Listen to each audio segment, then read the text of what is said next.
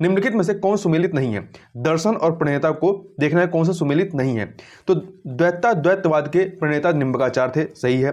दूसरा देखें, शुद्ध अद्वैतवाद के प्रणेता रामानुजाचार्य थे, ये गलत है क्योंकि शुद्ध अद्वैतवाद के प्रणेता वल्लभाचार्य थे और जिनके द्वारा पुष्टि मार्ग मतलब उनका जो था उसे पुष्टि मार्ग के प्रणेता के रूप में इन्हें जाना जाता है। जबकि रामानुजाचार्य ने विशिष्ट द्वैतवाद की अवधारणा दी गई थी और रामानुजाचार्य द्वारा श्री संप्रदाय की स्थापना की गई थी, जबकि वल्लभाचार्य जी के द्वारा रुद्र संप्रदाय की स्थापना की गई थी। इसके अतिरिक्त अद्वैतवाद के प्रणेता शंकराचार्य थे, पूर्ण अद्वैतवाद के प्रणेता महर्षि अरविंद थे। अगला प्रश्न देखते हैं, निम्नलिखित में से किसे आरंभिक जैन साहित्य के रूप में जाना जाता है?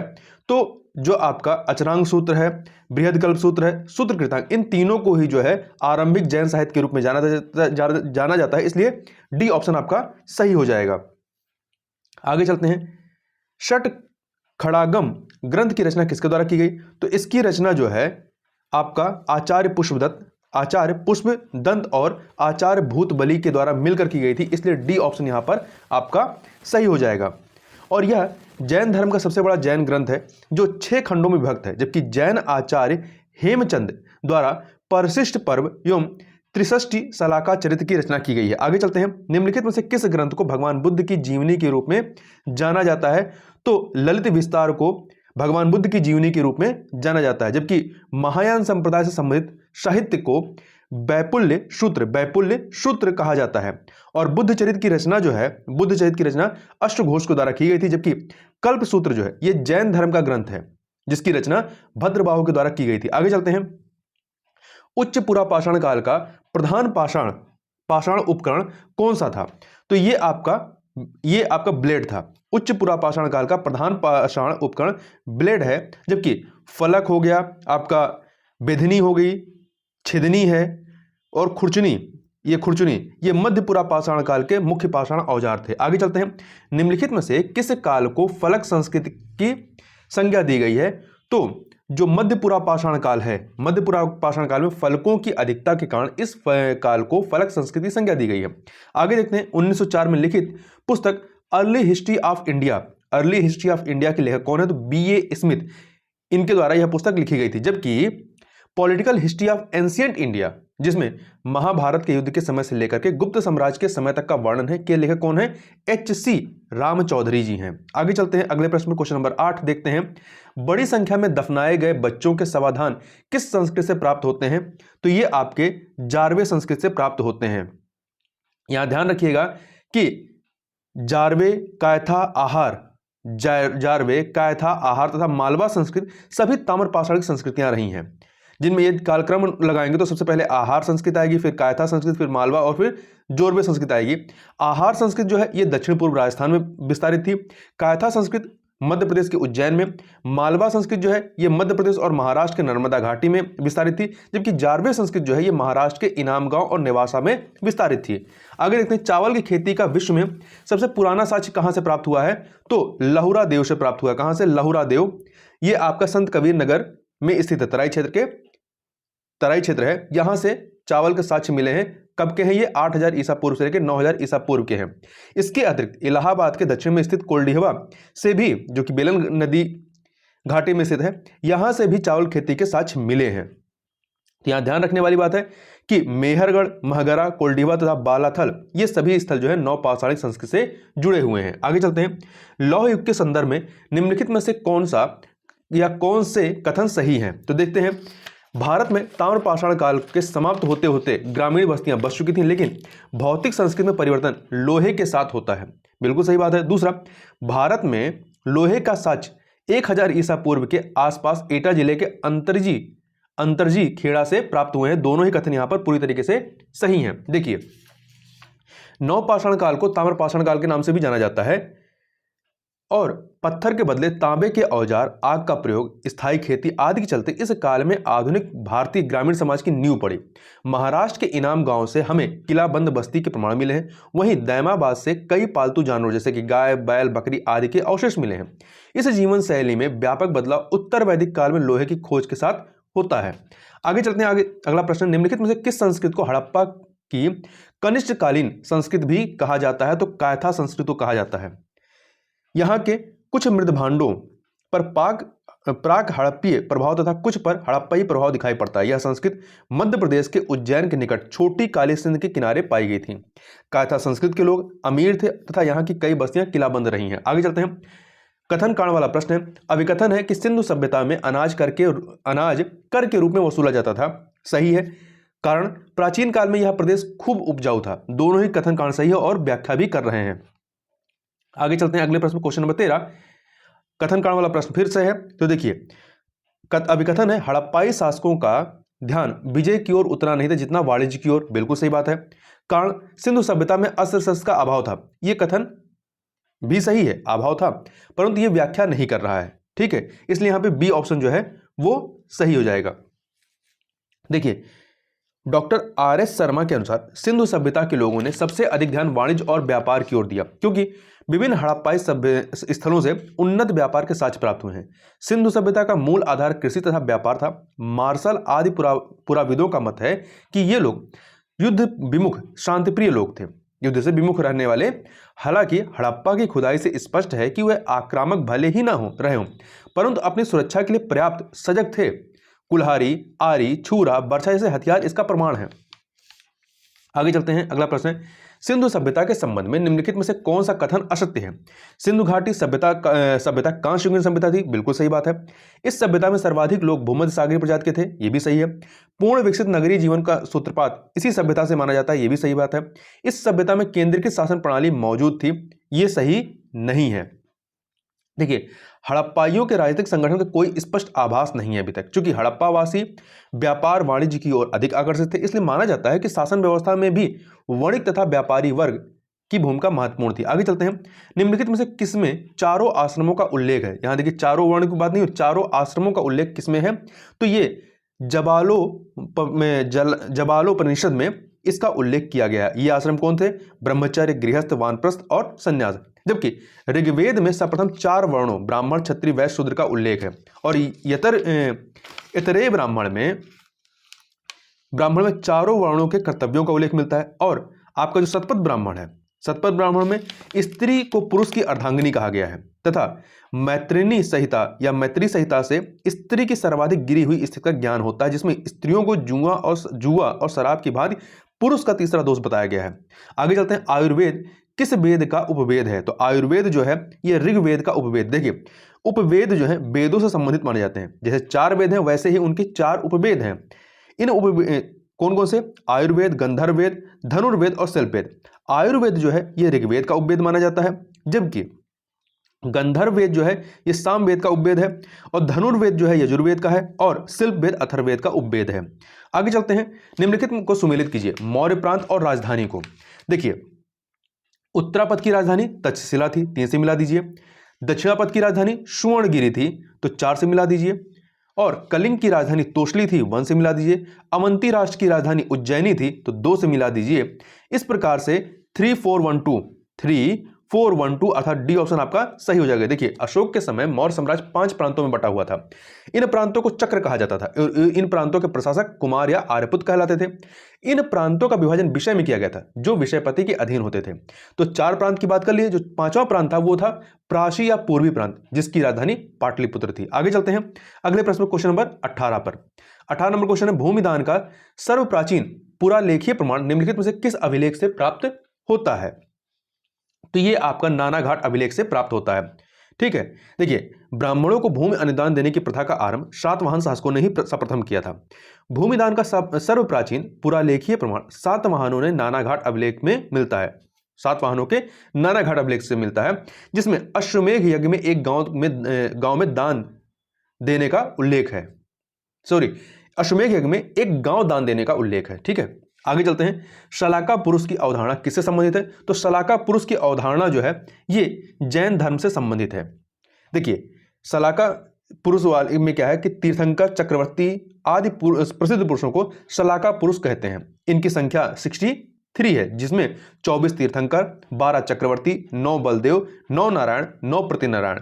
आगे चलते हैं। यूनानी और अरमी अर्थात अरमाइक भाषा में खुदा अशोक का एक द्विभाषीय बाइलिंगुअल उत्कीर्ण लेख मिला है। कहां से मिला है? तो कंधार या कंधार कह सकते हैं, यहां पर मिला है। और ये अशोक द्वारा 260 ईसा पूर्व में दो भाषाओं ग्रीक तथा अरमी में उत्कीर्ण कराया गया प्रसिद्ध शिलालेख है और यह अशोक द्वारा निर्मित कराया गया पहला शिलालेख जो उसके शासनकाल के 10वें वर्ष में उत्कीर्ण कराया गया था। आगे चलते हैं। अगला प्रश्न, संगम काल के बारे में निम्नलिखित में से कौन सा कथन सही नहीं है? संगम काल में समय जानने के लिए जल घड़ी का प्रयोग किया जाता था, सही है। संगम काल में चावल मुख्य खाद्यान्न था, यह भी सही है। संगम काल में कौवे को अशुभ पक्षी माना जाता था, नहीं, संगम काल में कौवे को शुभ पक्षी माना जाता था क्योंकि यह अतिथियों के आगमन की सूचना देता था। साथ ही कौवे नाविकों को सही दिशा का ज्ञान भी कराते थे, इसलिए इस कारण सागर के मध्य चलने वाले जहाजों के साथ उन्हें ले जाया जाता था। डी ऑप्शन, संगम काल में संगम साहित्य से दास प्रथा के अस्तित्व का प्रमाण नहीं मिलता है, तो यह सही है। यहां पे सी ऑप्शन आपका सही नहीं है।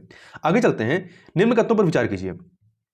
पहला, गुप्त काल में उज्जैन सर्वाधिक महत्वपूर्ण व्यापारिक केंद्र था, सही बात है। दूसरा, गुप्त राजाओं ने सर्वाधिक स्वर्ण मुद्राएं जारी की थी, यह भी सही है, तो दोनों सही है, इसलिए सी ऑप्शन आपका सही हो जाएगा।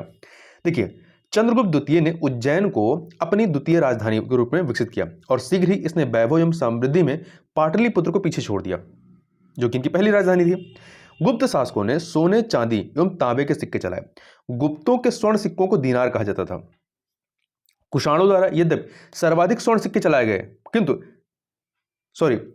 कुषाणों द्वारा यद्यपि सर्वाधिक शुद्ध स्वर्ण सिक्के चलाए गए, किंतु सर्वाधिक स्वर्ण सिक्के चलाने का श्रेय गुप्त वंश को है या गुप्तों को है। आगे चलते हैं, क्वेश्चन नंबर 23। गुप्त काल में निम्नलिखित किस स्थान पर सूर्य मंदिर का उल्लेख मिलता है? तो मालवा, बुलंदशहर, अंतर्वेदी, इन सभी भी मिलता है, तो डी ऑप्शन आपका सही हो जाएगा। ठीक है, देखिए, मालवा, बुलंदशहर, अंतर्वेदी जो कि गंगा यमुना दोआब है, इसके अतिरिक्त मूल स्थानपुर, यहां पर भी सूर्य मंदिर का उल्लेख है। तो गुप्त काल में मंदसौर शिलालेख के प्रारंभिक श्लोकों में सूर्य की उपासना की गई है। स्कंदगुप्त के काल का इंदौर ताम्रलेख से बुलंदशहर में स्थित सूर्य मंदिर का उल्लेख मिलता है और मिहिरकुल के ग्वालियर लेख में ग्वालियर में एक प्रस्तर सूर्य मंदिर के निर्माण की जानकारी मिलती है। आगे चलते हैं, अगला प्रश्न, गुप्त काल का एकमात्र दुखांत नाटक कौन सा है? तो यह है मृच्छकटिकम। कौन सा है? मृच्छकटिकम है। इसके लेखक शूद्रक है। इसका नायक ब्राह्मण चारुदत्त है जो सार्थवाह है और नायिका वसंत सेना नामक गणिका है। आगे चलते हैं, निम्नलिखित कथनों पर विचार कीजिए और यहां ध्यान रखिएगा थोड़ा सा और, मुद्राक्षस के लेखक कौन है? मुद्राक्षस के लेखक यहां पे विशाखदत्त हैं। देवीचंद्र गुप्तम के लेखक जो है देवीचंद्र गुप्तम के द्वारा की गई थी और मालविकाग्निमित्रम के लेखक कौन है? कालिदास रहे हैं और ये कालिदास का प्रथम नाटक था। आगे चलते हैं, निम्नलिखित कथनों पर विचार कीजिए। दो कथन दिए गए। पहला है, गुप्त काल में कदंब और गंग राजाओं ने जैन धर्म को आश्रय दिया। बिल्कुल सही बात है। इस काल में मथुरा और बल्लवी दिगंबर संप्रदाय तथा बंगाल में पुण्यवर्धन श्वेतांबर संप्रदाय का केंद्र था। तो यह कथन गलत है क्योंकि इस काल में मथुरा और बल्लवी जो है ये श्वेतांबर संप्रदाय तथा बंगाल में पुण्यवर्धन जो है दिगंबर संप्रदाय का केंद्र, तो ये उल्टा लिखा हुआ है, इसलिए सही नहीं है। जबकि पहला वाला कथन आपका सही है, इसलिए ए ऑप्शन यहां पर आपका सही हो जाता है। देखिए, गुप्त काल में जैन धर्म उन्नत अवस्था में था। इस समय जैन ग्रंथों पर भाषाएं और भाष्य और टीकाएं लिखी गई। गुप्त काल में कदम और गंग राजाओं ने जैन धर्म को आश्रय दिया था। आगे चलते हैं, निम्नलिखित में किस पल्लव शासक ने राजसिंह, आगमप्रिय और शंकर भक्त की उपाधि धारण की थी? तो नरसिंह वर्मन द्वितीय के द्वारा ये उपाधियां धारण की गई थी। पल्लव वंश का संस्थापक कौन था? पल्लव वंश का संस्थापक विष्णु था और भारत पर अरबों के आक्रमण के समय पल्लवों का शासक नरसिंह वर्मन द्वितीय था। आगे चलते हैं अगले प्रश्न पर। महाबलीपुरम के एकाश मंदिर, जिन्हें रथ मंदिर कहा जाता है, का निर्माण किस वंश ने कराया था? तो ये जो है पल्लव वंश ने करवाया था। किसने? पल्लव वंश ने। पल्लव वंश के राजा नरसिंह वर्मन प्रथम ने कराया था। नरसिंह वर्मन प्रथम ने कराया था। इन रथ मंदिरों की संख्या 7 है। इन मंदिरों में सबसे छोटा द्रौपदी रथ है जिसमें किसी प्रकार का अलंकरण नहीं मिलता है। आगे चलते हैं, निम्नलिखित दो सूचियां इन्हें सुमेलित करना है। देखिए, देवदान की बात करें तो देवदान क्या थे? ये मंदिर को उपहार में दी गई भूमि, तो इसको 4 से मिला दीजिए। इसे देवदान या तिरुन मटक्कनी भी कहा जाता है। ब्रह्मदेव क्या था? ब्रह्मदेव ब्राह्मणों को दान में दी गई भूमि अर्थात 1 से मिला दीजिए। इसके बाद आता है पल्ली चंदम जैन संस्थानों को दान दी गई भूमि, इसे 2 से मिला दीजिए। और बेल्लन वगाई ये आपका जो है गैर ब्राह्मण किसान स्वामी की भूमि अर्थात 3 से मिला दीजिए। तो 4 1 2 3 कहां पे है? 4 1 2 3 ए ऑप्शन आपका यहां पर सही हो जाएगा। इसके अतिरिक्त आप ध्यान रखिएगा कि एक वर्ड आता है शाला भोग, ये किसी विद्यालय के रखरखाव की भूमि होती थी, और चतुर्वेदी मंगलम ये ब्राह्मण को दी गई कर मुक्त भूमि होती थी। आगे चलते हैं। गुप्त शासक चंद्रगुप्त द्वितीय ने अपनी पुत्री प्रभावती का विवाह किस वाकटक शासक से करवाया था? तो इन्होंने जो है रुद्रसेन द्वितीय के साथ, वाकटक शासक रुद्रसेन द्वितीय के साथ करवाया था। आगे चलते हैं। चोल प्रशासन में भाग लेने वाले उच्च पदाधिकारियों को क्या कहा जाता था? तो चोल शासन में भाग लेने वाले उच्च पदाधिकारियों को पेरुंदरम कहा जाता था, जबकि निम्न श्रेणी के पदाधिकारियों को शेरुंदरन कहा जाता था। आगे चलते हैं। अगला प्रश्न, निम्नलिखित में से किसे तमिल जनता के राष्ट्रीय काव्य के रूप में जाना जाता है? तो किसे जाना जाता है? शिलप्पाधिकार, एक सेकंड, हाँ, शिलप्पाधिकारम को। इलांगोकृत शिलप्पाधिकारम एक उत्कृष्ट रचना है जिसे तमिल रचना जनता के राष्ट्रीय काव्य के रूप में जाना जाता है। आगे चलते हैं अगले प्रश्न पर। Question number 32। इसमें दो सूचियां, इन्हें सुमेलित करना है। नहीं, सुमेलित नहीं करना, बताना है कौन सा सुमेलित है नहीं। ठीक है, तो देखिए, वाज्य या कैरूर ये चेरों की राजधानी थी, उरायूर चोलों की राजधानी थी, मदुरै पांड्यों की राजधानी थी, सही है। जबकि डी वाला देखिए, मुसरी या मुजरिस ये चोलकालीन प्रसिद्ध बंदरगाह था। नहीं, ये चोलकालीन नहीं बल्कि चेरकालीन प्रसिद्ध बंदरगाह था। जबकि पुहार जो है ये चोलों की समुद्र तटीय राजधानी थी और चोलों का प्रसिद्ध बंदरगाह था। आगे चलते हैं। गुप्त काल में अस्थायी कृषकों पर लगाया जाने वाला भूमि कर कहलाता था। क्या कहलाता था? इसे ऊपरी कर कहते थे। क्या कहते थे? ऊपरी कर कहा जाता था। जबकि स्थायी कृषकों पर लगाया जाने वाला भूमि कर क्या कहलाता था? उद्रंग कहलाता था। और राजा को हर रोज दैनिक वस्तुओं के रूप में दिया जाने वाला कर भोग कहलाता था। और भूमि उपज का 1/6 हिस्सा भाग कहलाता था। आगे चलते हैं। Question number 34। दो सूचियां दी गई हैं गुप्तकालीन रचनाएं और लेखक की, इन्हें सुमेलित करना है। न्यायावतार जो है सिद्धसेन की है, तो 3 से मिला दीजिए। सूर्य सिद्धांत आर्यभट्ट की है, 4 से मिला दीजिए। पंच सिद्धांतिका ये ज्योतिष ग्रंथ है, ये वारामिहिर की है, 1 से मिला दीजिए। अष्टांग संग्रह ये आयुर्वेद ग्रंथ है, ये वाघभट्ट की है, 2 से मिला दीजिए। तो 3 4 1 2 अर्थात बी ऑप्शन आपका सही हो जाएगा।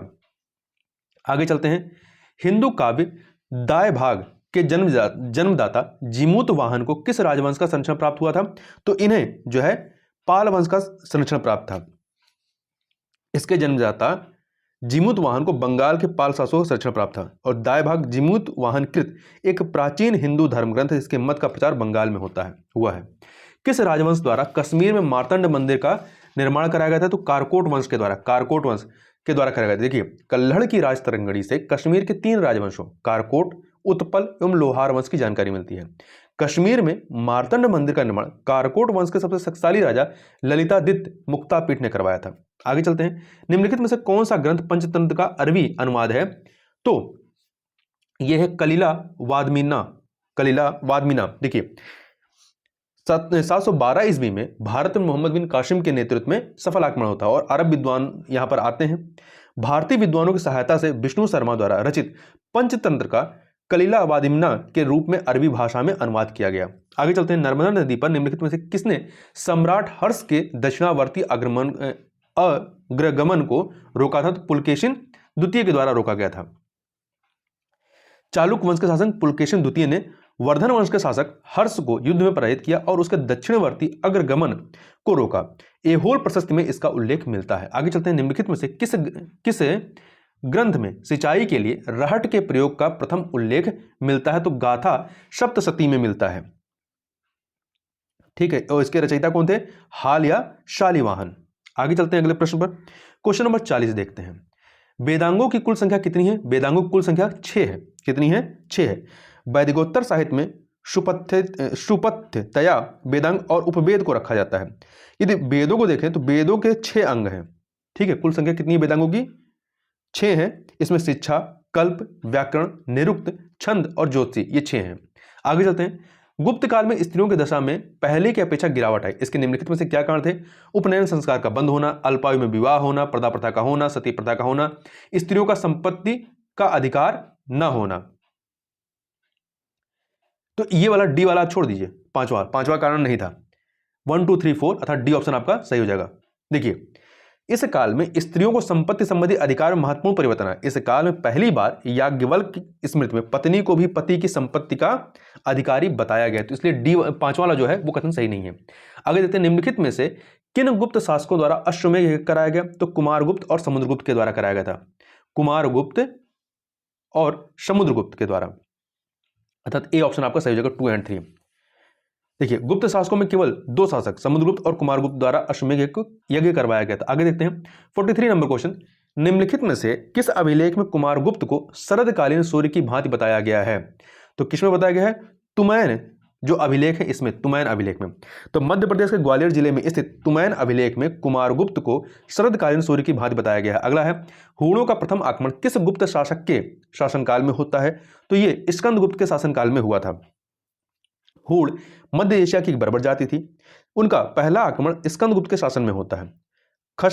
खशनवाज के नेतृत्व में हूणों ने आक्रमण किया था। हूणों का दोबारा आक्रमण तोरणमण के नेतृत्व में होता है। स्कंदगुप्त और हूणों के बीच युद्ध का वर्णन भीतरी स्तंभ लेख में तथा हूणों पर स्कंदगुप्त की सफलता का गुणगान जूनागढ़ अभिलेख में मिलता है। तो दोनों ही अभिलेख इससे संबंधित हैं। आगे चलते हैं अगले प्रश्न पर। अगला प्रश्न है, गुप्तकालीन सर्वाधिक अभिलेख किस शासक के समय में प्राप्त हुए हैं? तो ये प्राप्त हुए हैं आपके कुमारगुप्त के समय में।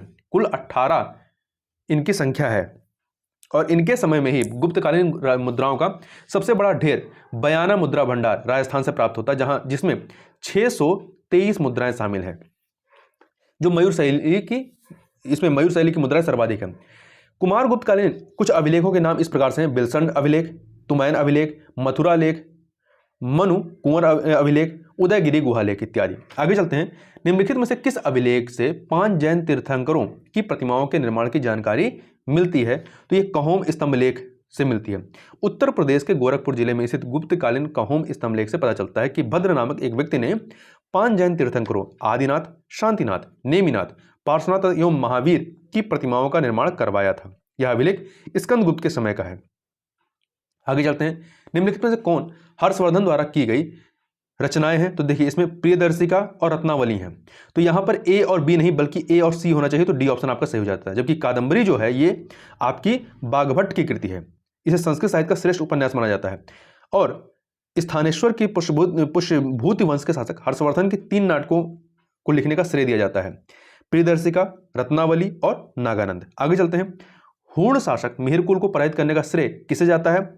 तो यह श्रेय जो है यशोवर्मन को जाता है, मालवा के शासक यशोवर्मन को। और परवर्ती गुप्त शासक बालादित्य ने भी मिहिरकुल को पर आक्रमण को उसे बंदी बनाया था, किंतु अपनी माता के कहने पर उसे छोड़ दिया था।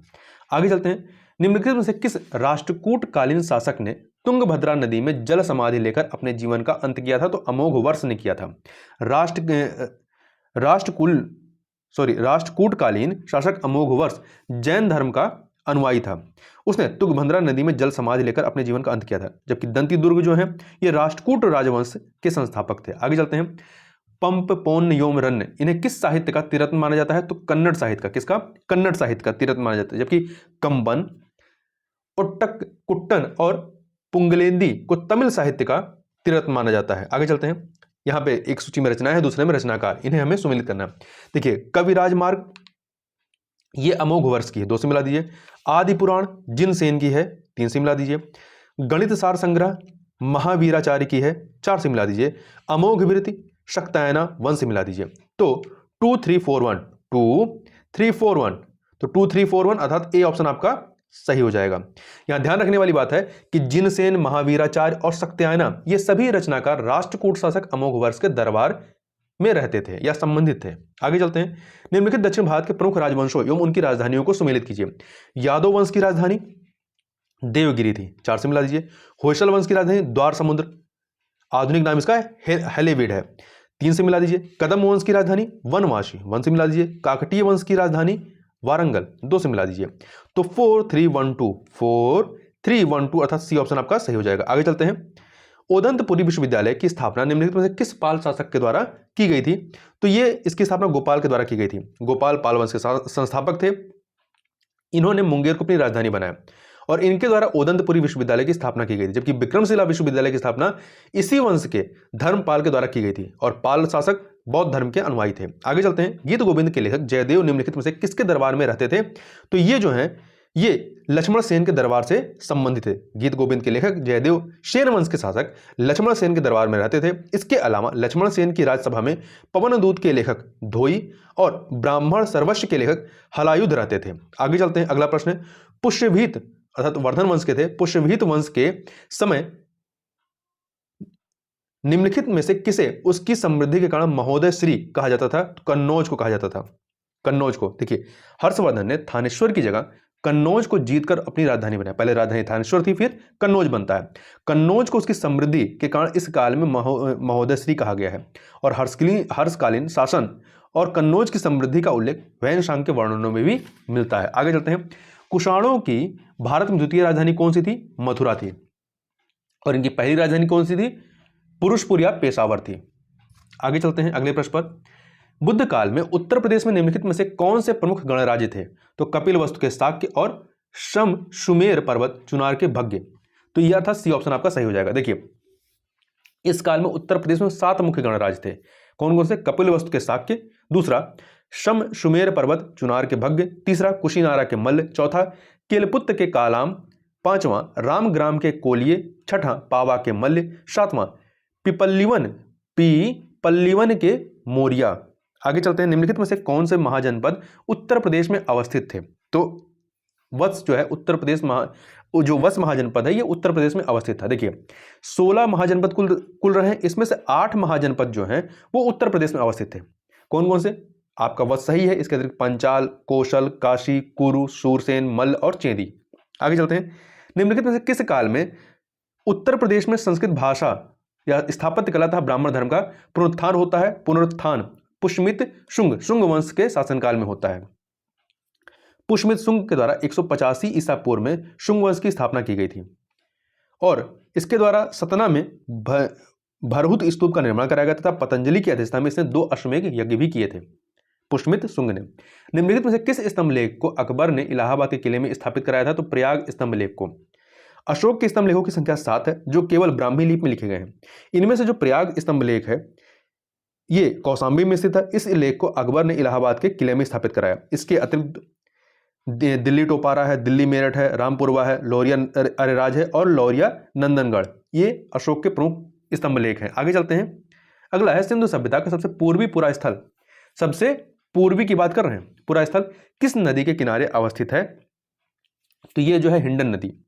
सिंधु सभ्यता का सबसे पूर्वी पुरा स्थल आलमगीर जो कि वर्तमान में उत्तर प्रदेश के मेरठ जिला में स्थित है, हिंडन नदी के किनारे स्थित है। जबकि इस सभ्यता का सबसे पश्चिमी पुरा स्थल शुद्ध कांगेडोर दास नदी के किनारे है। जबकि सबसे उत्तरी पुरा स्थल मांडा चिनाब नदी के किनारे है और सबसे दक्षिणी पुरा स्थल दैमाबाद गोदावरी नदी के किनारे है। आगे चलते हैं, सिंधु सभ्यता में लाजवर्द मणि का आयात कहां से किया जाता था? अफगानिस्तान से, अफगानिस्तान के बदखशा क्षेत्र से, ठीक है। और यहां से चांदी का भी आयात किया जाता था। आगे चलते हैं, सिंधु सभ्यता से निर्यात की जाने वाली वस्तुएं में सूती वस्त्र, इमारती लकड़ी, हाथी दांत, पशु पक्षी, ये सभी के सभी इसमें शामिल थे।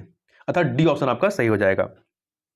देखिए सिंधु सभ्यता के नगर अफगानिस्तान, फारस के खाड़ी क्षेत्र में स्थित देशों ईरान और इराक से, बहरीन तथा सुमेर से व्यापारिक संबंध रखते थे। आगे चलते हैं, धार्मिक दृष्टि से मथुरा में कंकाली टीला से प्राप्त मूर्तियां निम्न से किस धर्म से संबंधित हैं? तो ये जो है जैन धर्म से संबंधित है, जैन धर्म से। और इन कलाकृतियों को 3 भागों में विभक्त किया गया है, तीर्थंकरों की मूर्तियां, शासन देवताओं की मूर्तियां और आयज्ञपट्ट के रूप में। आर्यों की प्रशासनिक इकाई को अवरोही क्रम में सजाइए, अवरोही क्रम में मतलब छोटे से बड़े के क्रम में। तो देखिए सबसे पहले क्या आएगा? सबसे पहले कुल आएगा, फिर आपका ग्राम आएगा, फिर विष आएगा, फिर जन आएगा और फिर राष्ट्र आएगा। इस प्रकार से आपका 5 2 3 4 1 ए ऑप्शन सही हो जाएगा। निम्नलिखित को सुमेलित कीजिए। 2 सूचियां दी गई हैं। पहला, एक तरफ ऋग्वैदिक कालीन अधिकारी है, उनके कार्य हैं।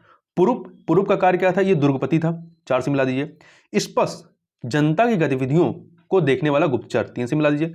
वाज्रपति गोचर भूमि का अधिकारी, 2 से मिला दीजिए। उग्र अपराधियों को पकड़ने का कार्य करता था, 1 से मिला दीजिए। 4 3 2 1 4 3 2 1 अर्थात बी ऑप्शन सही हो जाएगा। आगे चलते हैं अगले प्रश्न पर। ऋग्वैदिक काल में सभा एवं समिति के संबंध में निम्नलिखित कथनों पर विचार कीजिए। सभा एवं समिति के संबंध में तो देखिए इसमें पहला है सभा एवं समिति राजा को सलाह देने वाली संस्था थी, बिल्कुल सही बात है। समिति श्रेष्ठ एवं सम्भ्रांत लोगों की संस्था थी, जबकि सभा सामान्य जनता का प्रतिनिधित्व करती थी। ये कथन गलत, उल्टा लिखा हुआ है। समिति जो है ये सामान्य जनता का प्रतिनिधित्व करती थी, जबकि सभा जो है ये श्रेष्ठ एवं सम्भ्रांत लोगों की संस्था थी। स्त्रियां केवल सभा में भाग लेती थी, नहीं, स्त्रियां सभा और समिति दोनों में भाग लेती थी, इसलिए ये भी कथन गलत हो गया। तो केवल यहां पे पहला कथन आपका सही है। आगे चलते हैं। ऋग्वेद में उल्लिखित सभी नदियों में सबसे पवित्र नदी कौन सी मानी जाती थी? तो सरस्वती जो है सबसे पवित्र नदी मानी गई है, सरस्वती, डी ऑप्शन, ठीक है। जबकि यहां ध्यान देने वाली बात है कि ऋग्वेद में सर्वाधिक बार उल्लेख जो है वो सिंधु नदी का है। गंगा नदी का उल्लेख ऋग्वेद में 1 बार और यमुना नदी का उल्लेख 3 बार हुआ है।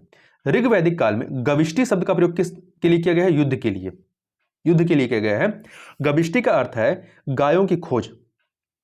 युद्ध में कबीले का नेतृत्व राजा के द्वारा किया जाता था। आगे चलते हैं। ऋग्वैदिक कालीन दर्शन एवं उनके प्रवर्तक को सम्मिलित कीजिए। दर्शन और प्रवर्तक। सांख्य दर्शन के प्रवर्तक कौन रहे? कपिल मुनि, 3 से मिला दीजिए। वैशेषिक दर्शन के महर्षि कणाद, 1 से मिला दीजिए। उत्तर मीमांसा वादरायण, 2 से। पूर्व मीमांसा जैमिनी, 4 से मिला दीजिए। 3124 अर्थात डी ऑप्शन आपका सही हो जाएगा। आगे चलते हैं। 71 नंबर क्वेश्चन। ऋग्वैदिक काल में लोहित अयस्क किस धातु को कहा जाता था?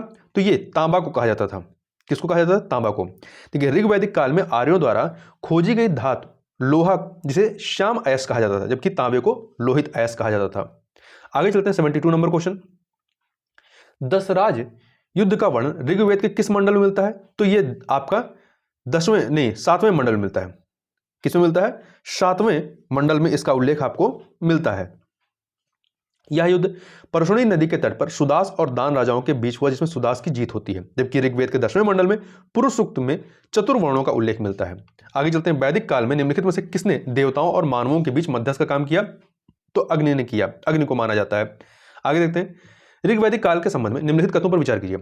2 कथन दिए गए। इस काल में नियोग प्रथा में विधवा विवाह का प्रचलन था, बिल्कुल सही बात है। इस काल में बाल विवाह का प्रचलन भी देखने को मिलता है, यह कथन गलत है। तो यहां पर केवल पहला कथन सही है। ऋग्वैदिक काल में विवाह संस्था कायम हो चुकी थी। साथ ही इस काल में बहुपति प्रथा के भी कुछ संकेत मिलते हैं, मतलब एक स्त्री के कई सारे पति। ऋग्वेद में नियोग प्रथा और विधवा विवाह दोनों के प्रचलन का आभास मिलता है। इस काल में बाल विवाह का कोई उदाहरण नहीं है। इस काल में ऐसा जान पड़ता है कि 16-17 वर्ष की आयु में विवाह होता था। आगे चलते हैं। ऋग्वैदिक काल के संबंध में निम्नलिखित में से कौन सा कथन सही नहीं है? इस काल में देवताओं की उपासना की मुख्य रीति या विधि स्तुति पाठ थी, सही है। इस काल में यज्ञ या बलि चढ़ावा में शाक, जौ आदि वस्तुएं दी जाती थी, यह भी सही है। चढ़ावा चढ़ाते समय यज्ञ में अनुष्ठानिक मंत्रों का उच्चारण किया जाता था, यह कथन गलत है। किसी भी प्रकार के अनुष्ठानिक मंत्र या याज्ञिक मंत्र का उच्चारण नहीं होता था। आगे चलते हैं। ये लोग आध्यात्मिक उत्थान के लिए देवराधना नहीं करते थे, ये बात सही है। तो यहाँ पे सी वाला सही नहीं है। देखिए इस काल में लोग आध्यात्मिक उत्थान या जन्म मृत्यु के कष्टों से मुक्ति के लिए ऐसा नहीं करते थे। वह अपने देवताओं से संतति, पशु, अन्न, धान्य, आरोग्य आदि पाने की कामना से उनकी उपासना करते थे। आगे चलते हैं। सैंधव सभ्यता के प्रमुख स्थल किस नदी के किनारे स्थित हैं? प्रमुख स्थल और नदी के नाम दिए गए हैं। आलमगीरपुर, ये आपका हिंडन नदी के किनारे है, 2 से मिला दीजिए। और उत्तर प्रदेश के मेरठ जिला के में स्थित है। कालीबंगा घग्गर नदी के किनारे, 3 से मिला दीजिए। ये कहां पे है? राजस्थान के हनुमानगढ़ जिला में। कोटदची, ये सिंध नदी के किनारे, आप 4 से मिला दीजिए। ये आपका सिंध प्रांत के खैरपुर स्थान पे है। धौलावीरा, ये लूनी नदी, 1 से मिला दीजिए, गुजरात के कच्छ जिले में। इस प्रकार से 2341 अर्थात सी ऑप्शन आपका सही हो जाएगा। इस प्रकार से यहाँ पे हम लोगों ने 76 क्वेश्चन को देखा, बाकी बचे 74 क्वेश्चन को हम लोग नेक्स्ट पार्ट में कंप्लीट करेंगे। तो इस वीडियो में बस इतना ही, मिलते हैं नेक्स्ट वीडियो में, तब तक के लिए बहुत बहुत धन्यवाद। नंबर क्वेश्चन है, सिंधु घाटी सभ्यता का भारत में सबसे बड़ा स्थल कौन सा है? तो यह है आपका राखीगढ़ी। कौन सा है? राखीगढ़ी। तो इसके बारे में देखें। देखिए सिंधु घाटी सभ्यता का सबसे बड़ा स्थल यदि कहता तो वो मोहनजोदाड़ो है, जो कि वर्तमान में पाकिस्तान में है। जबकि भारत में इसका सबसे बड़ा स्थल जो है राखीगढ़ी है, जो कि हरियाणा के जींद जिला में घग्गर नदी के किनारे स्थित है। इसकी खोज 1969 में सूरज भान ने की थी। जबकि धौलावीरा ये कहाँ पे है? ये गुजरात के कच्छ जिला में है। और रंगपुर जो है ये आपका गुजरात के काठियावाड़ जिला में है। और रोपड़ जो है आपका ये पंजाब के रोपड़ जिला में। आगे चलते हैं। मनुष्य में स्थायी निवास की प्रवृत्ति किस काल में हुई? तो ये नवपाषाण काल में होती है। तथा उसने सबसे पहले कुत्ते को पालतू बनाया था। और इसके अतिरिक्त ध्यान रखिएगा कि मेहरगढ़ में बसने वाले नवपाषाण युग के लोग अधिक उन्नत थे। ये गेहूं, जौ और रुई उपजाते थे और कच्ची ईंटों के घरों में रहते थे। अगला प्रश्न है 79 नंबर क्वेश्चन, ताम्रपाषाण युग के बारे में निम्नलिखित कथनों में से कौन सा कथन, निम्नलिखित तथ्यों पर विचार करिए। देखिए, अब तक पता चले जोरबे स्थलों में गोदावरी का दैमाबाद सबसे बड़ा स्थल है, बिल्कुल सही बात है। दूसरा, दैमाबाद की ख्याति भारी संख्या में तांबे की वस्तुओं की उपलब्धि के लिए है, ये कथन गलत है। तांबे की वस्तुओं के लिए नहीं बल्कि कांसे की वस्तुओं के लिए था, ठीक है। तो इससे दूसरा कथन गलत है, पहला सही है। तो देखिए, ताम्रपाषाण युग के अब तक पता चले 200 जोरबे स्थलों में गोदावरी का दैमाबाद जो है सबसे बड़ा है। आगे चलते हैं अगले प्रश्न पर। अशोक के शिलालेखों में किसमें पशु बलि की निंदा की गई है? तो जो इनका पहला शिलालेख है इसमें पशु बलि की निंदा की गई है। अशोक के शिलालेख की खोज जो है 1750 में पाद्रिट्टी पेंथलर ने की थी और इनकी संख्या कितनी है? 14 है, जिसमें से पहले में पशु बलि की निंदा की गई है। जो दूसरा शिलालेख है इसमें मनुष्य और पशु दोनों की चिकित्सा व्यवस्था का उल्लेख किया गया है। और जो छठा शिलालेख इसमें आत्मनियंत्रण की शिक्षा दी गई है। जबकि 9वें शिलालेख में सच्ची भेंट एवं सच्चे शिष्टाचार का उल्लेख किया गया। आगे चलते हैं अगले प्रश्न पर।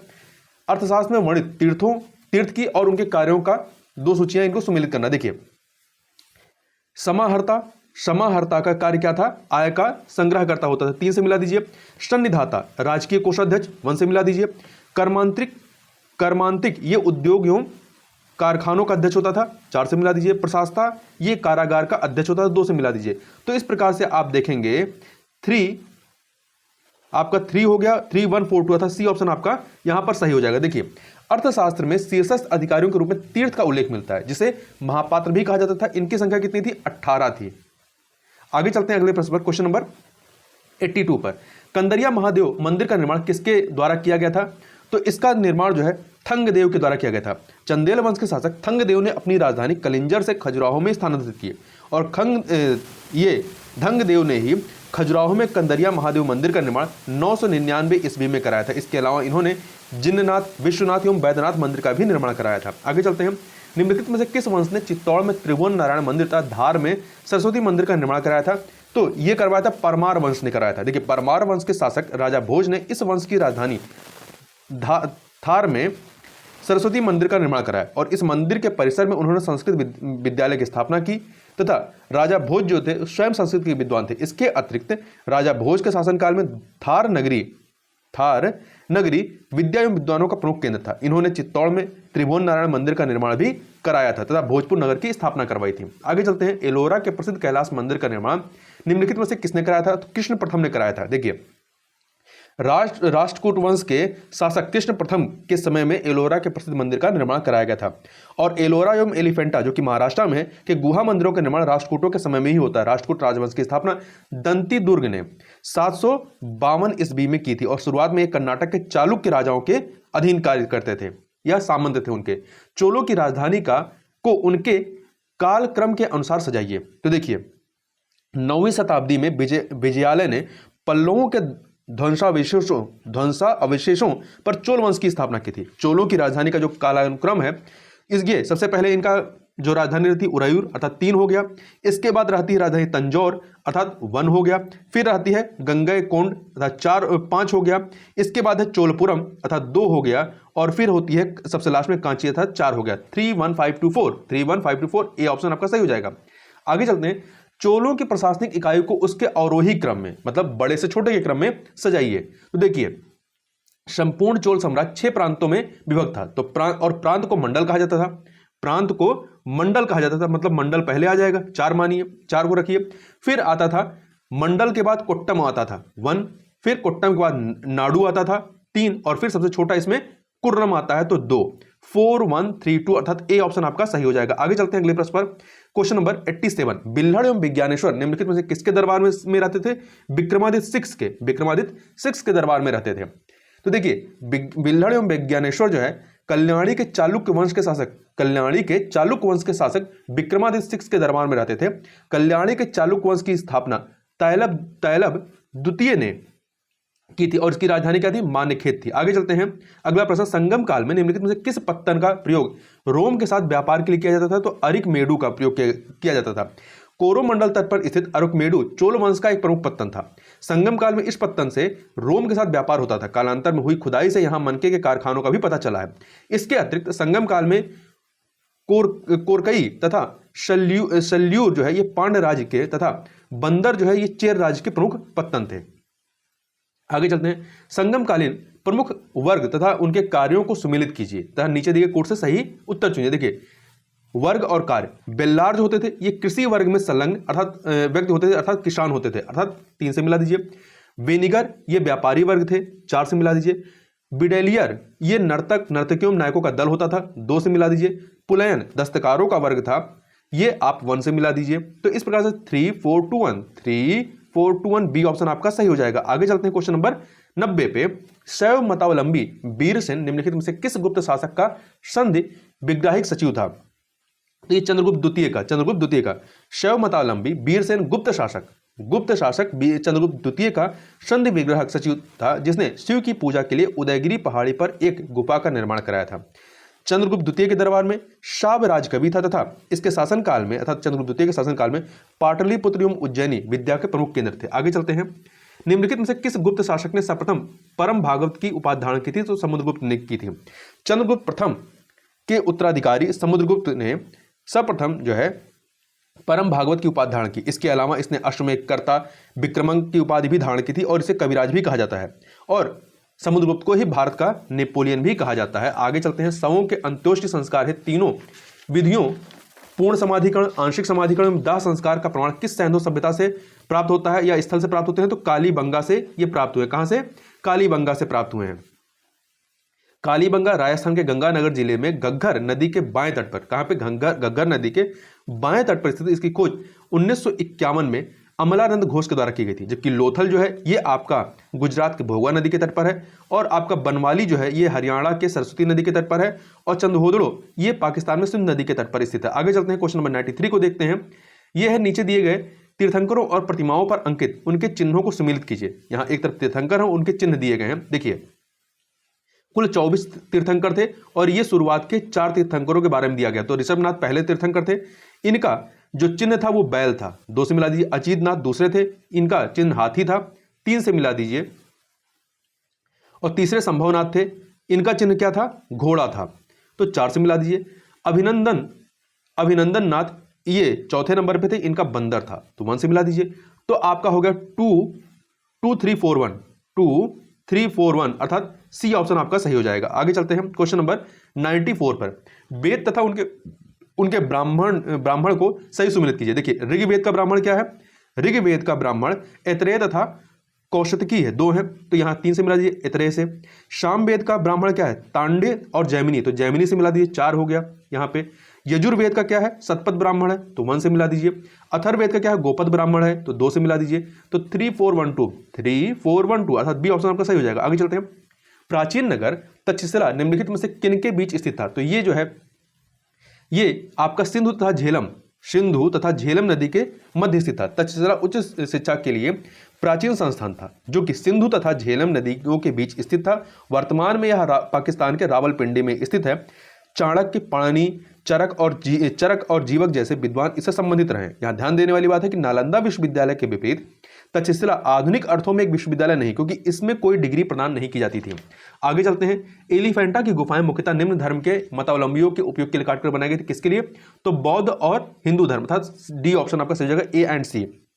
देखिए एलिफेंटा जो कि मुंबई में स्थित है, गुफाओं का निर्माण 5वीं से 6ठी शताब्दी या 6ठी सदी के बीच राष्ट्रकूट शासकों द्वारा किया गया था। यहाँ स्थित 7 गुफाओं में से 5 जो है हिंदू धर्म मुख्यतः शिव से तथा 2 जो है बौद्ध धर्म से संबंधित है। यहाँ से शिव की त्रिमूर्ति मिली है जो शिव के 3 पहलू निर्माता, संरक्षक और विध्वंसक का प्रतिनिधित्व करती है। भारत की अन्य प्रमुख रॉक कट गुफाओं में अजंता, एलोरा और भीमबेटका आदि प्रमुख हैं। आगे चलते हैं। गौतम बुद्ध के जीवन पर किसने लाइट ऑफ एशिया पुस्तक लिखी थी? तो एडविन अर्नाल्ड ने लिखी थी। ये अंग्रेज कवि और पत्रकार थे। इसके अतिरिक्त आचार्य रामचंद्र शुक्ल ने इसका हिंदी अनुवाद किया था और बीए स्मिथ जो है इन्होंने ही समुद्रगुप्त को भारत का नेपोलियन कहा था। आगे चलते हैं अगले प्रश्न पर। 98 नंबर क्वेश्चन। निम्न में से किसका संबंध वेदांत दर्शन के साथ नहीं है? तो अभिनव गुप्त का संबंध इसके साथ नहीं है। अभिनव गुप्त की बात करें तो ये इनकी मुख्य ख्याति तंत्र तथा अलंकार शास्त्र के क्षेत्र में रही है, जबकि शंकराचार्य का अद्वैतवाद है, वेदांत से संबंधित। रामानुज का विशिष्टाद्वैत है, और आपका माधवाचार्य का जो है द्वैतवाद है। आगे चलते हैं। गुप्तोत्तर युग में प्रमुख व्यापारिक केंद्र कौन सा था? तो यहां पर प्रमुख व्यापारिक केंद्र कन्नौज था। गुप्त काल में जहां उज्जैन प्रमुख व्यापारिक केंद्र था, वहीं गुप्तोत्तर काल में यह कन्नौज की तरफ शिफ्ट हो गया। गुप्तोत्तर काल में हर्ष ने जो है कन्नौज को थानेश्वर के स्थान पर अपनी राजधानी बनाया। गंगा यमुना दोआब में स्थित होने के कारण कन्नौज पर अधिकार के लिए पाल, प्रतिहार और राष्ट्रकूट के बीच त्रिपक्षीय युद्ध भी लड़ा गया था। आगे चलते हैं। निम्नलिखित में से किस स्मृति को गद्य रूप में लिखा गया है? तो विष्णु स्मृति को। देखिए, स्मृतियां हिंदू धर्म के कानूनी ग्रंथ है, ये पद्य रूप में लिखी गई, किंतु विष्णु स्मृति को गद्य रूप में लिखा गया है। आगे चलते हैं। निम्नलिखित में से किस स्मृति में स्त्रियों को सर्वप्रथम संपत्ति का अधिकार प्रदान किया गया है? याज्ञवल्क्य स्मृति में दिया गया है। ठीक है, इसमें स्त्रियां जो हैं, स्त्री धन के अतिरिक्त वह संपत्ति की स्वामिनी नहीं बन सकती, मतलब स्त्री धन पर इनका अधिकार दिया गया है। इसके अतिरिक्त नारद जो स्मृति है, इसमें विधवाओं की संपत्ति जो है राज्य द्वारा लेकर उनके भरण पोषण को राजा का कर्तव्य बताया गया है। आगे चलते हैं। याज्ञवल्क्य और मनु के धर्मशास्त्र से संबंधित निम्नलिखित कथनों पर विचार कीजिए। पहला, मनु ने ब्राह्मण को शूद्र कन्या के साथ विवाह की अनुमति दी है, किंतु याज्ञवल्क्य ने इसका विरोध किया। सही है। मनु ने नियोग प्रथा की निंदा की, परंतु याज्ञवल्क्य ने नहीं की है। तीसरा, मनु छूत के विरोधी हैं, परंतु याज्ञवल्क्य ने उसे राज्य के नियंत्रण में रखकर उससे राज्य के आय का साधन बताया। चौथा, मनु ने विधवा के उत्तराधिकार के विषय में कुछ नहीं कहा है, किंतु याज्ञवल्क्य ने विधवा को समस्त उत्तराधिकारियों में प्रथम स्थान दिया है। तो इस प्रकार चारों ही कथन यहां पर सही हैं। डी ऑप्शन आपका सही हो जाएगा। चलिए आगे चलते हैं। इसमें याद रखिएगा, याज्ञवल्क्य का धर्मशास्त्र मनु की अपेक्षा अधिक सुव्यवस्थित एवं संक्षिप्त रहा है। अगले प्रश्न पर चलते हैं। निम्नलिखित में से किन्हें मुनियत्र कहा जाता है? तो इसमें पतंजलि, पढ़नी और कात्यायन, ये तीनों को मुनियत्र, एक साथ मुनियत्र कहा जाता है। ठीक है, तो आपका 134 मतलब सी ऑप्शन आपका सही हो जाएगा। देखिए, पढ़नी के द्वारा अष्टध्यायी लिखी गई, पतंजलि के द्वारा महाभाष्य और कात्यायन के द्वारा जो है वार्तिक की रचना की गई है। ये तीनों ग्रंथ भाषा को वैज्ञानिक रूप प्रदान करते हैं। आगे चलते हैं। ज्योतिष के प्रथम ग्रंथ वेदांग ज्योतिष की रचना किसके द्वारा की गई थी? तो लगध मुनि के द्वारा। किसके द्वारा? लगध मुनि के द्वारा की गई थी। ब्रह्मांड और नक्षत्रों के विषय में भविष्यवाणी ज्योतिष के अंतर्गत आती है। ज्योतिष का प्रथम ग्रंथ लगध मुनि द्वारा रचित वेदांग ज्योतिष है। आगे चलते हैं। अगला प्रश्न, नीचे दिए गए वेद उनके उपवेदों को सुमेलित कीजिए। 4 वेद हैं, उसके 4 उपवेद भी हैं। ऋग्वेद का आयुर्वेद है, ऋग्वेद का आयुर्वेद 3 से मिला दीजिए। सामवेद का गंधर्व वेद है 1 से मिला दीजिए। यजुर्वेद का धनुर्वेद है 4 से मिला दीजिए। अथर्ववेद का शिल्प वेद है 2 से मिला दीजिए। 3142 ए ऑप्शन आपका सही हो जाएगा। आगे चलते हैं। ऋग्वैदिक काल के निम्नलिखित कथनों पर विचार कीजिए। ऋग्वेद में कृषि की तुलना में पशुचारण का स्थान गौण था। यह कथन गलत है, क्योंकि ऋग्वेद में पशुचारण की तुलना में कृषि का स्थान गौण था, तो पहला गलत हो गया। दूसरा, ऋग्वेद में एक ही अनाज यव अथवा जौ का उल्लेख मिलता है, यह सही है, तो पहला गलत दूसरा सही, बी ऑप्शन आपका सही हो जाएगा। आगे चलते हैं। राजा की उत्पत्ति का सिद्धांत सर्वप्रथम कहां मिलता है? तो यह आपका ऐतरेय ब्राह्मण में मिलता है। कहां पे?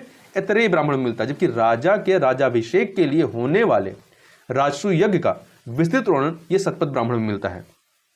आगे चलते हैं। 108 नंबर क्वेश्चन, उत्तर वैदिक कालीन आर्यों के धार्मिक जीवन में निम्नलिखित में से कौन से परिवर्तन दृष्टिगोचर होते हैं? तो इस काल में, उत्तर वैदिक काल में बात हो रही है, इस काल में सृजन के देवता प्रजापति को सर्वोच्च स्थान मिला। दूसरा, इस काल में स्तुति पाठ का चलन लुप्त हो गया तथा यज्ञ करना कहीं अधिक महत्वपूर्ण हो गया। गलत है, आधा गलत है, क्योंकि इस काल में स्तुति पाठ का चलन जैसे पहले चल रहा था वैसा ही ये भी यहाँ भी चलता रहा है, तो इसलिए कथन गलत है। तीसरा, इस काल में लौकिक उद्देश्यों के साथ साथ पारलौकिक उद्देश्य अधिक महत्वपूर्ण हो गए, ये कथन सही है, तो पहला और तीसरा आपका सही है, बी ऑप्शन आपका सही हो जाएगा। आगे चलते हैं। द्वितीय संगम का एकमात्र प्राचीनतम ग्रंथ कौन सा है? तो ये तोलकाप्पियम है। क्या है? तोलकाप्पियम है, ये द्वितीय संगम का एकमात्र उपलब्ध ग्रंथ है। इसके लेखक तोलकाप्पियर रहे, इसकी रचना सूत्र शैली में की गई। आगे चलते हैं। निम्नलिखित में से किस ग्रंथ को तमिल साहित्य का आधार ग्रंथ कहा जाता है? कुरल को जो है तमिल साहित्य का आधार ग्रंथ माना जाता है। इसके प्रणेता कवि तिरुवल्लुर रहे हैं। इसमें उनकी तथा उनकी पत्नी अतवे की अनेक कहानियां मिलती हैं। और ध्यान रखिएगा, इसे अर्थात कुरल को तमिल साहित्य का बाइबिल अथवा पंचम वेद भी माना जाता है। आगे चलते हैं। संगमकालीन कोरकई पेरीप्लस में कालची नाम दिया गया है। बंदरगाह जो समुद्री मोतियों के लिए विख्यात था, निम्नलिखित में किस संगमकालीन राज्य के अंतर्गत आता था? तो ये जो है पांड्य राज्य के अंतर्गत आता था। कोरकई जैसे कालची भी कहा जाता था। जो समुद्री मोतियों के लिए विख्यात था शालियूर, ये दोनों ही पांड्यों के बंदरगाह थे। जबकि चेरों के बंदरगाह में आपके कौन थे? तोंडी, मुसरी, करैरा और वांची थे तथा बंदर थे। चोलों के बंदरगाह कौन से थे? पुहार, जिसे कावेरी पत्तनम भी कहते हैं, अरकमेडु और उरैयूर थे। और उरैयूर जो है चोलों का जो बंदरगाह था ये कपास के लिए विख्यात रहा है। आगे चलते हैं। संगमकालीन चेर राज्य की राजधानी निम्नलिखित में से क्या थी? तो संगमकालीन चेर राज्य की राजधानी करुयूर थी, करुयूर। ठीक है। आधुनिक समय में केरल और तमिलनाडु का अंश इसमें चेर राज्य में सम्मिलित था। तो इसकी राजधानी बांजी, बांजी भी कहते हैं इसको, बांजी या करियूर थी, तथा तोंडी इनकी दूसरी राजधानी थी। इसके अतिरिक्त जो मदुरै है ये पांड्य राज की राजधानी थी। आगे चलते हैं 113 नंबर क्वेश्चन को देखते हैं। 113 नंबर क्वेश्चन है, संगम कालीन राजस्व का सबसे प्रमुख स्रोत भूमिकर था, इसे क्या कहा जाता था? इसे जो है कुडमय, इसे कुडमय या इरय कहा जाता था। जबकि माँ तथा बेली क्या होती थी? ये दोनों संगमकालीन भूमि माप की इकाइयां थी। और इरादू जो था ये बलपूर्वक प्राप्त किया गया उपहार था। और उलुगु और सुंगम क्या थे? ये संगमकालीन पथकर और सीमा शुल्क थे। आगे चलते हैं। संगमकालीन भूमि का प्रकार था, उनकी विशेषताओं को सम्मिलित कीजिए। भूमि एक तरफ दिया गया और उनकी विशेषताएं। जो मरुदम भूमि थी ये आपकी उपजाऊ कृषि भूभाग था, 3 से मिला दीजिए। पाले जो है यह रेगिस्तानी भाग था, जहां नाम मात्र का उत्पादन होता था, रेगिस्तानी भूभाग, 1 से मिला दीजिए। मूल्य ये पशुपालकों की अधिकता यहाँ पे होती थी, तो 4 से मिला दीजिए। नेथल समुद्रवर्ती क्षेत्र था जिसमें नमक एवं मछली का उत्पादन होता था, तो 2 से मिला दीजिए। तो आपका 3142 अर्थात ए ऑप्शन आपका सही हो जाएगा। इसके अतिरिक्त देखिए संगम काल में भूमि के 5 प्रकार मिलते हैं, यहाँ पे 4 की बात कर ली है। एक और था जिसका नाम था कुरुंची था। ज्यादातर कृषक इसी प्रकार के क्षेत्र में थे। यहाँ ज्वार, धान, चीड़, बांस तथा आम उगाए जाते थे। आगे चलते हैं अगले प्रश्न पर। बौद्ध धर्म से संबंधित निम्नलिखित दर्शन पर विचार कीजिए। बौद्ध दर्शन क्षणिकवादी है, बिल्कुल सही। यह दर्शन नितांत कर्मवादी, जहां कर्म का आश्रय कायिक, वाचिक एवं मानसिक चेष्टाओं से है। तीसरा, यह दर्शन अनात्मवादी है किंतु पुनर्जन्म में विश्वास रखता है। तीनों ही कथन यहाँ पर सही है, इसलिए डी ऑप्शन आपका सही हो जाएगा। आगे चलते हैं अगले प्रश्न पर। निम्नलिखित में से कौन सा बौद्ध साहित्य प्रश्नोत्तर शैली में है? तो आपका जो अभिधम्म पिटक है, अभिधम्म पिटक ये प्रश्नोत्तर शैली में है। देखिए बौद्ध साहित्य को त्रिपिटक कहा जाता है, यह पाली भाषा में रचित है। त्रिपिटक में सुत्त पिटक, शुद्ध पिटक, विनय पिटक और अभिधम्म पिटक है। इनमें से केवल जो अभिधम्म पिटक है ये प्रश्नोत्तर शैली में लिखा गया। इस पिटक में बौद्ध दार्शनिक सिद्धांतों का वर्णन किया गया है और इसकी रचना तृतीय बौद्ध संगीत के अवसर पर मोगलपुत्र तिष्क के द्वारा की गई थी। इसके अतिरिक्त जो सुत्त पिटक है इसमें बौद्ध धर्म के उपदेश दिए गए हैं। अभिधम्म पिटक में दर्शन है, इसमें उपदेश है। और विनय पिटक में क्या है? इसमें बौद्ध भिक्षु एवं भिक्षुणियों के संघ एवं दैनिक जीवन संबंधी आचार विचार नियम दिए गए हैं। आगे चलते हैं। विज्ञानवाद या योगाचार मत की स्थापना निम्नलिखित में किसके द्वारा की गई थी? तो इसकी स्थापना जो है मैत्रेय नाथ के द्वारा की गई थी।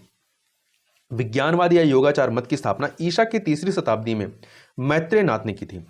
अशंग तथा वसुबंधु ने इसका विकास किया था। यह मत चित्त अथवा विज्ञान को ही एकमात्र सत्ता मानता है, इसी कारण इसे विज्ञानवाद कहा जाता है। योग तथा आचार पर बल देने का इसे योगाचार भी कहा जाता है।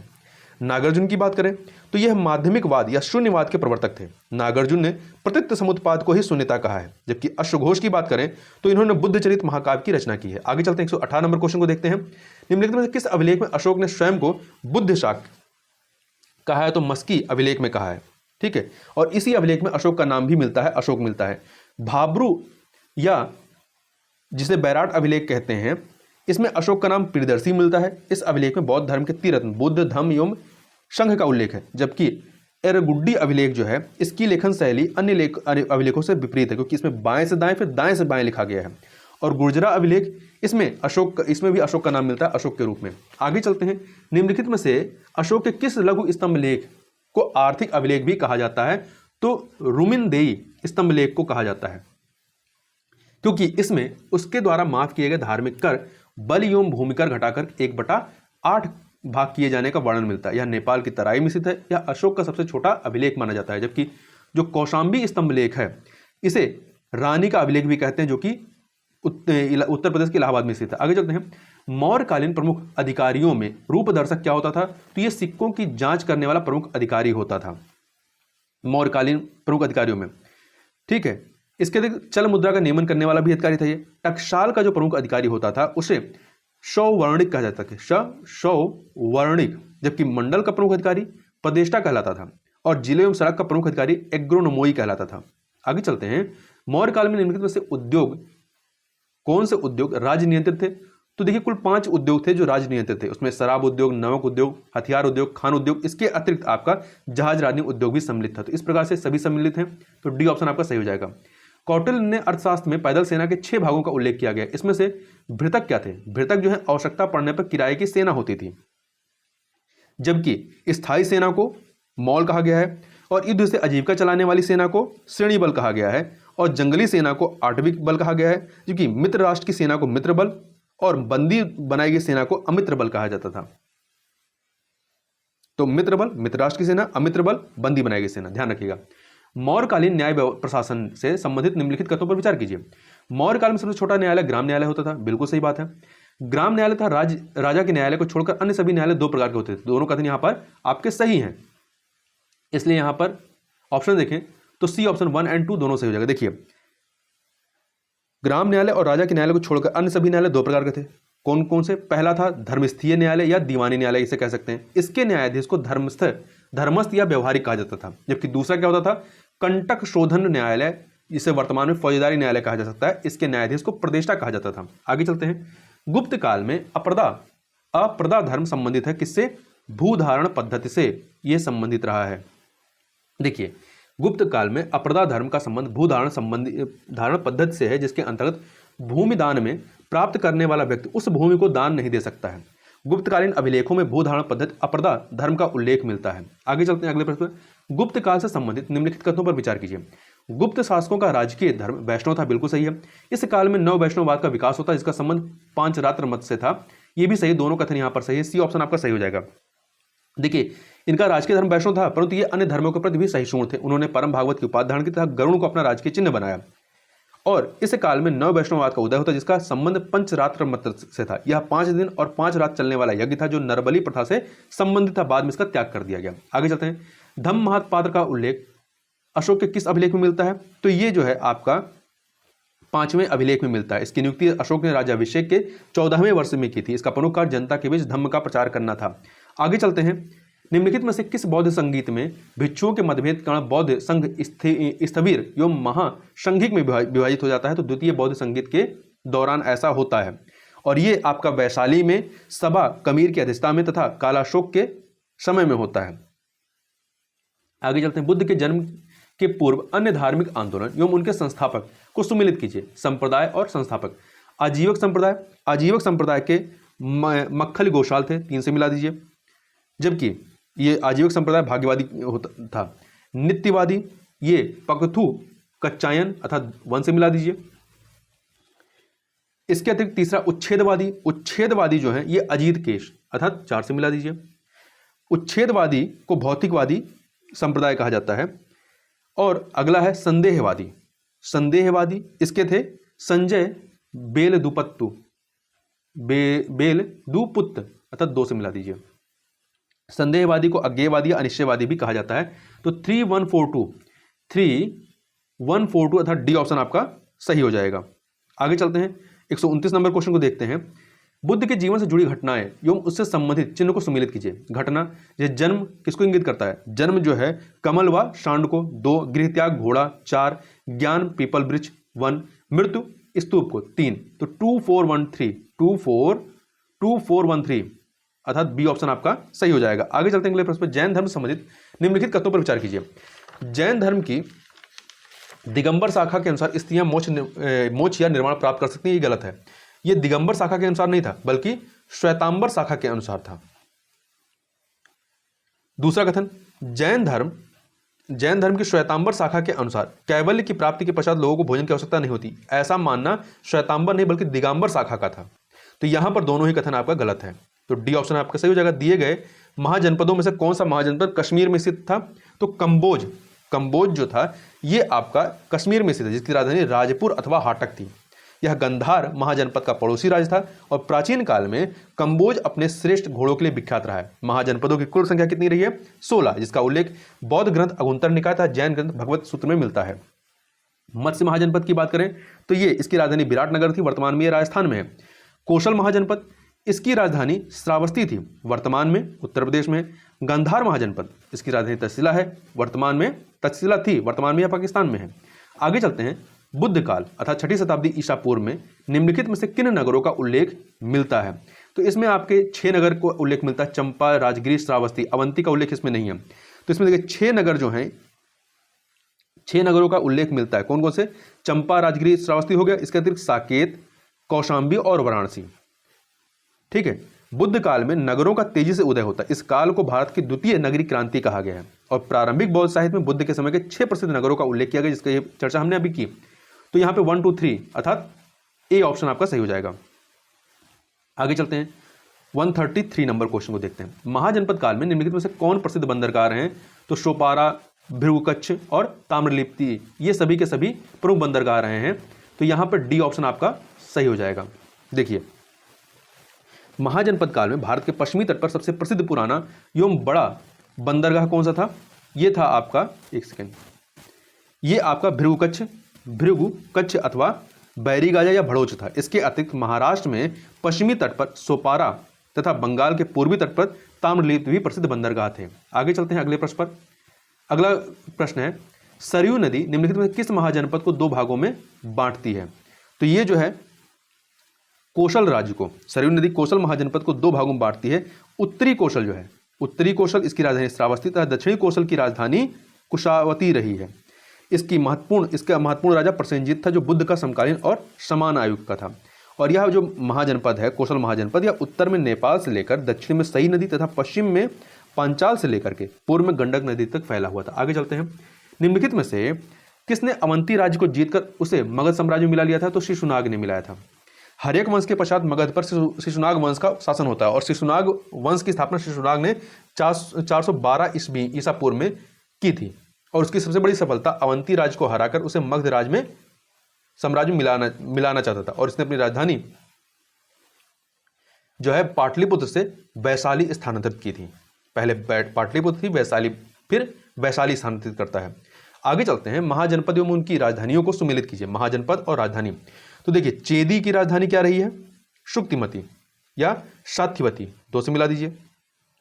यह आधुनिक बुंदेलखंड में स्थित है। कुरु की राजधानी इंद्रप्रस्थ रही है, 3 से मिला दीजिए। ये मेरठ तथा दक्षिण पूर्व वाला हरियाणा है। कंबोज इसकी राजधानी राजपुर या हाटक रही है, ये आपका कश्मीर में है, 4 से मिला दीजिए। मत्स्य इसकी राजधानी विराटनगर, ये वर्तमान में राजस्थान में है।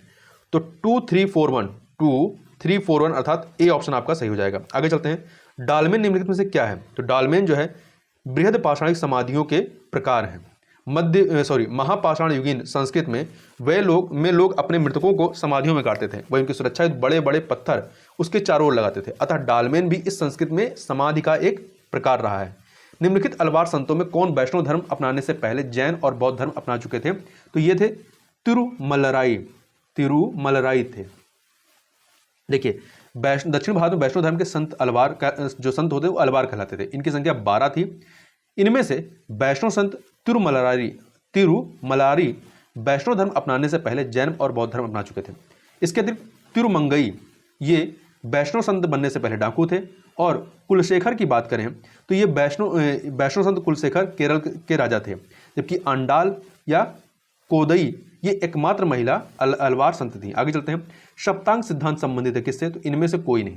क्यों? क्योंकि देखिए, कौटिल्य ने राज्य को 7 तत्वों में निर्मित माना। इन्हें राज्य का सप्तांग सिद्धांत कहा गया। अतः सप्तांग सिद्धांत राज्य प्रशासन से संबंधित है, न कि किसी धर्म से। आगे चलते हैं, 140 नंबर क्वेश्चन देखते हैं। निम्नलिखित में से कौन मौर्य साम्राज्य के विषय में जानकारी के प्रमुख स्रोत रहे हैं? तो मेगास्थनीज की इंडिका, कौटिल्य का अर्थशास्त्र, क्षेमेंद्रकृत बृहद कथा मंजरी, सोमदेवकृत कथा सरित सागर, ये सभी के सभी रहे, इसलिए डी ऑप्शन यहाँ पर सही हो जाएगा। इसके अतिरिक्त आपके रुद्रदामन का जूनागढ़ अभिलेख है और विशाख दत्त की मुद्रा राक्षस है, अशोक का अभिलेख है, जैन और बौद्ध ग्रंथ हैं, ये सभी इसके जो है जानकारी के प्रमुख स्रोत हैं। निम्नलिखित में से कौन अभिलेख चंपू शैली अर्थात गद्य पद्य मिश्रित में लिखा गया प्रथम अभिलेख है? तो जूनागढ़ अभिलेख है। ठीक है, यह अभिलेख शक शासक रुद्रदामन द्वारा 150 ईस्वी में संस्कृत भाषा में लिखा गया था। प्रथम अभिलेख है जो गिरनार गुजरात में स्थित है। सुदर्शन झील का सर्वप्रथम उल्लेख भी इसी अभिलेख में आपको मिलता है। आगे चलते हैं, निम्नलिखित में से किस लेख में गुप्त वंश को घटोत्कच वंश कहा गया है? तो सुपिया का लेख में। सुपिया का लेख मध्य प्रदेश के रीवा जिले में स्थित है। ठीक है, जिसमें गुप्तों की वंशावली घटोत्कच के समय से मिलती है। आगे चलते हैं, निम्नलिखित में से किस ग्रंथ में वर्षा की संभावना और अभाव पर काफी चर्चा की गई है? तो ये चर्चा की गई है आपकी बृहद संहिता में। गुप्त काल में वारामिहिर द्वारा अपनी पुस्तक बृहद संहिता में वर्षा की संभावना और अभाव पर काफी चर्चा की गई है। इस पुस्तक में मौसम संबंधी भविष्यवाणियां भी की गई हैं। इसके अतिरिक्त पंचसिद्धिका, लघु जातक, बृहद संहिता, ये सभी रचनाएं वारामिहिर की हैं और ये गुप्त काल के प्रसिद्ध ज्योतिषी थे। निम्नलिखित में से किस पुस्तक में गुप्तकालीन भारत एवं इथोपिया के बीच व्यापार का उल्लेख किया गया है? तो क्रिश्चियन ट्रोगोग्राफी में। देखिए 6वीं शताब्दी के अलेक्जेंड्रियन भिक्षु और व्यापारी कॉस्मॉस की पुस्तक क्रिश्चियन टोपोग्राफी, ये टोपोग्राफी नहीं टोपोग्राफी है। टोपोग्राफी से गुप्त काल में भारत एवं इथोपिया के बीच व्यापार की जानकारी मिलती है। जबकि नेचुरल हिस्ट्री ये प्लिनी द्वारा लिखित है, जबकि हिस्टोरिका जो है ये हेरोडोटस के द्वारा लिखी गई है। आगे चलते हैं। गुप्त काल से संबंधित निम्नलिखित कथनों पर विचार कीजिए। गुप्तकालीन मूर्तियों में कुषाण काल की मूर्तियों की तरह नग्नता नहीं है, बिल्कुल सही है। गुप्तकालीन मूर्तियों में प्रभाव मंडल सादा, जबकि कुषाण कालीन मूर्तियों में सुसज्जित प्रभाव मंडल बनाए गए। ये कथन गलत है, क्योंकि गुप्तकालीन मूर्तियों में प्रभाव मंडल सुसज्जित हैं, जबकि कुषाण कालीन मूर्तियों में प्रभाव मंडल सादे बनाए गए हैं। तो पहला वाला कथन यहाँ पर सही है, दूसरा वाला गलत है। आगे चलते हैं अगले प्रश्न पर। अगला क्वेश्चन है, गुप्तोत्तर काल के संबंध में निम्नलिखित कथनों पर विचार कीजिए। कथन काल वाला प्रश्न है। देखिए, इस काल में शूद्रों की सामाजिक स्थिति में सुधार हुआ, बिल्कुल सही। इस काल में शूद्रों ने अधिकांशतः कृषि का व्यवसाय अपना लिया। दोनों कथन सही है और व्याख्या भी हो रही है, इसलिए ए ऑप्शन यहां पर आपका सही हो जाएगा। देवल तथा पराशर स्मृतियों में शूद्र के लिए सेवा के अतिरिक्त कृषि, पशुपालन, वाणिज्य तथा शिल्प उपयुक्त व्यवसाय बताए गए हैं। आगे चलते हैं अगले प्रश्न पर। गिलुंद निम्नलिखित में से किस संस्कृति का प्रमुख केंद्र रहा है? तो गिलुंद जो है ये बनास या आहार संस्कृति का प्रमुख केंद्र रहा है। यहां से पक्की हुई ईंटों के साक्ष्य प्राप्त हुए हैं। इस संस्कृति से संबंधित अन्य क्षेत्र बालाथल तथा आहाड़ है। जबकि बनास संस्कृति कहां पे है? राजस्थान में। कायथा संस्कृति मध्य प्रदेश, जोरबे संस्कृति आपका महाराष्ट्र में, और मालवा संस्कृति जो है पश्चिमी मध्य प्रदेश में। निम्नलिखित में से कौन सा प्रागैतिहासिक काल सोहन संस्कृति के नाम से भी जाना जाता है? तो यह है निम्न पुरापाषाण काल।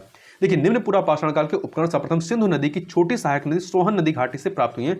इस काल को अर्थात निम्न पुरापाषाण काल को सोहन संस्कृत भी कहा जाता है, जबकि मध्य पुरापाषाण काल को फलक संस्कृत कहते हैं, जबकि मध्य पाषाण काल को सूक्ष्म पाषाण संस्कृत कहते हैं।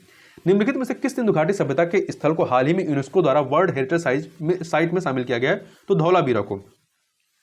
धौलावीरा 2021 में यूनेस्को द्वारा गुजरात के कच्छ जिले में इसे धौलावीरा हड़प्पा सभ्यता को वर्ल्ड हेरिटेज साइट में घोषित किया गया, शामिल किया गया। इस स्थल की खोज 1967 में जेपी जोशी ने की थी और धौलावीरा के निवासी जल संचरण तकनीक से परिचित थे। और यह नगर 3 भागों में विभाजित था: दुर्गा भाग,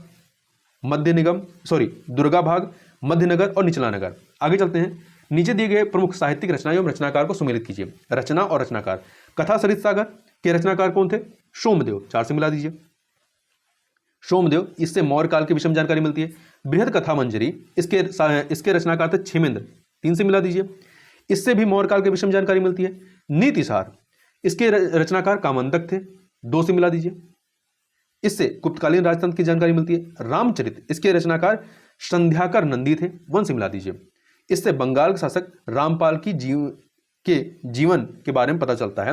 तो देखिए 4321 अर्थात ए ऑप्शन आपका सही हो जाएगा। तो इस प्रकार से यहां पर हम लोगों ने 2 पार्ट में पूरे 150 क्वेश्चन को कंप्लीट किया। तो इस वीडियो में बस इतना ही। मिलते हैं नेक्स्ट वीडियो में, तब तक के लिए बहुत बहुत धन्यवाद।